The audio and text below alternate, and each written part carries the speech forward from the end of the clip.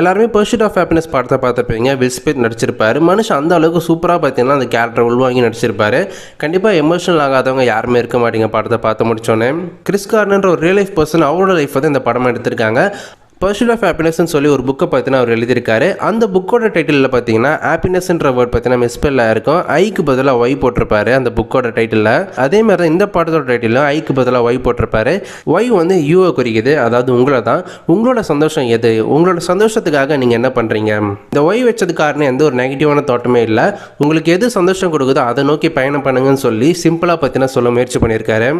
At a crucial time in my life, in my son's life, there was a daycare center that became so very important to us, and they spelled it with a Y. But the reason we left the Y in the title of the film, and most importantly the book, is that Y is there to denote you and your happiness. What makes you happy?